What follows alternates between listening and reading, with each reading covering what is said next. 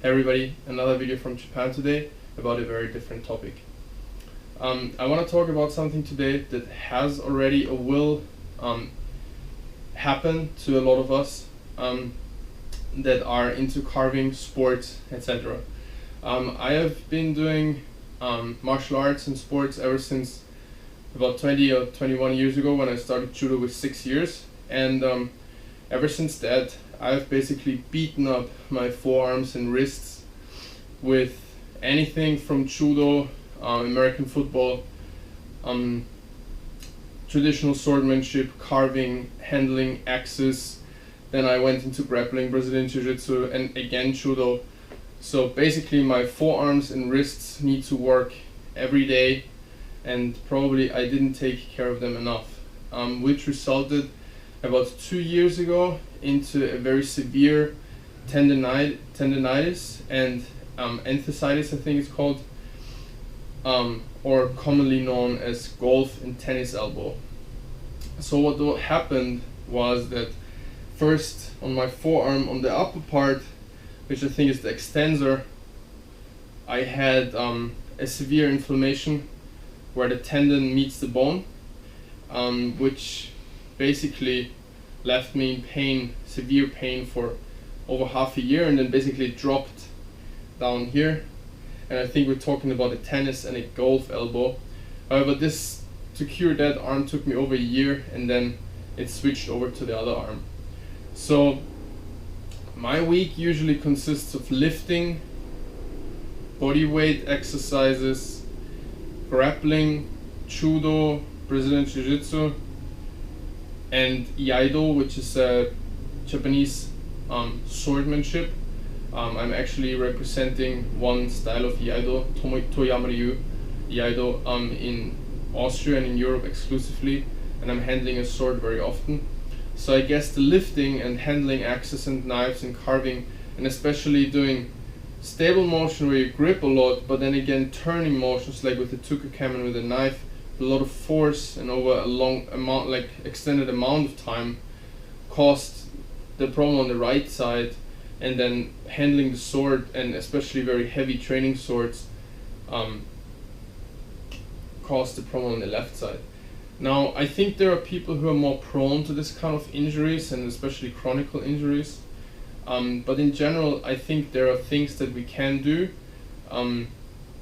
And I'm not talking about warming up for carving or warming down or any kind of very elaborate exercises, but I'm just talking about small hints. I'm talking about small signals that your body sends you that something is not right. At the point when this was really bad, I couldn't lift up a mug, a coffee cup or something like that, just because engaging this muscle and this tendon in any way would have just been impossible for me. However, I still got myself to lifting and grappling, because as soon as I was warmed up and into kind of adrenaline rush, I could go until I was basically cold again after training, and then it was just basically my elbows felt like on fire. So I actually went to preparing my body for training especially, but also in carving. When I see my forearm being completely pumped up and everything already, I kind of give it a little bit of break and a little bit of stretch. So in general I can say that doctors and physiotherapists really are on the both extreme ends of what they think where it comes from. It's not entirely clear what causes this kind of problems, and it's not entirely clear how to treat it the best way.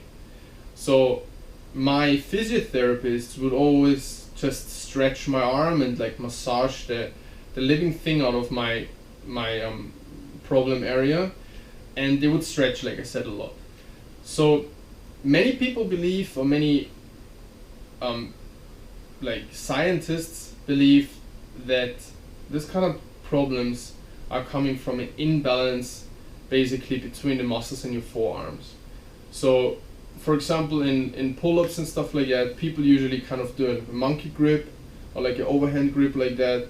They wouldn't really engage their fingers, so of course, this like flexing part of your forearm here gets a lot more attention than the backside of your forearm. However, in carving, we're using our fingers a lot, opening and closing when we do this kind of peeling grip. In Iaido as well, the left hand pinky is the most important aspect in handling a Japanese sword in order to get a good rotation and stuff. So we're using our fingers a lot more. And the fingers are directly attached to this part of the forearm. However, some imbalances might happen that cause this kind of problem. And from my point of view, I never want to stretch that out.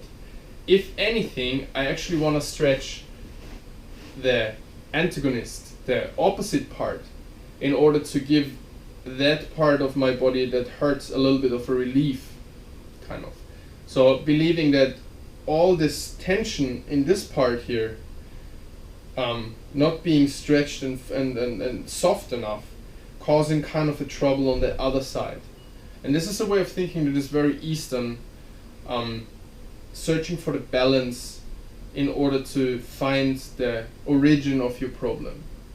In yin and yang, hot and cold, or upstreaming of like base energy, which is yin and yang, the balance is always important in order to keep your body and your mind balanced. Now I'm coming from a European, like Western biology, scientific kind of background, being a lot in the East now. This is my 16th trip to Japan, and I find this kind of a good middle of both approaches has helped me a lot. So what I do usually before grappling, or also before carving sometimes, I'm just stretching out my arms a little bit, and usually this gives me already a very, very good signal, or like a very, very good feeling for if there is some, some tension left from the last day carving, or if there is some pain or something like that. And especially after I got over this, after 2 years now, recently, I feel a little bit of something building up there. So that made me think about, how can I make a video about this? How can I address this, and how can I give you some hints what you can do about it? So stretching out lightly is always good. As soon as you really have some kind of tendonitis, I would really go away from stretching and would really start to loosen up the muscles around your problem area, because again, it's a tendonitis, right? It's an inflamed tendon. A tendon is connecting the bone to the muscle, which is flexing, which is then resulting in a movement. So for me, taking care of the muscle is always a good way to get to the tendon in a way. I don't really want to like work on the tendon itself. I don't want to stretch the whole muscle and the tendon because it's already inflamed. So I just leave the tendon as is. If I'm getting some of the like tension and hardness, and I can tell that this part here is rock hard right now, if I can get that out, it also causes better access of my body to the part that's actually inflamed. That can come from the bone, but as well from the muscle. So I'm getting out this kind of tension in there, and this like hardness makes the body more able to access the problem area. So yeah, I would like work around here, and we're going into that a little bit, doing some light stretching, getting my forearms ready for whatever I want to do, right? Some exercises that you can do in general, if you know that you're working one part of your forearm a little bit more, is for example, opening and closing. Usually we're focusing on the closing action, but you can also get a rubber band around your fingers, or put your hand, like a friend of mine who is a strongman is doing that. He's putting his hand in a bucket with rice, and he's concentrating on the opening action of his fingers. So that is working a whole different area of your body, because you never really have any kind of resistance open your hands. You usually have the resistance closing your hands. In carving and lifting, in grappling, in judo, in anything, you always close up your hands, right? So before my knees completely die, that's another problem area I don't want to talk about today. I want to talk about a few things I brought today. The first thing I want to talk about is this forging bracelet I made from leather. this is helping me already a lot with my axe work. If I have this and I cinch it down nicely, I also have some with 2 straps. I feel like I have a little bit less of movement in my wrist, and it's supporting my wrist. And I also had some tendonitis building up in the wrist area here, especially from turning like this, using the Tuka cam, always doing the twisting and turning, and this already helped me a lot. So this is already a more pricey option, but a lot of blacksmiths and me working with an axe a lot have this kind of bracelets or like wristbands to help them. Another version that is a lot cheaper that I use in grappling a lot when I have problems with my wrists and also in lifting is just getting yourself some regular good tape and wrap it a few times around your wrists. You're gonna sacrifice some hair, and taking it off is not gonna be in the beginning not the most comfortable happening in your life, but it definitely helps a lot with the problems in your wrists if you have building up tendonitis in your wrists. And I know a lot of people who have problems here. So a very cheap, easy option is always the good old tape. Then this bracelet being the second good option. And I just want to hold it into the camera a little bit so you can imagine what it is. It's just a wide piece of leather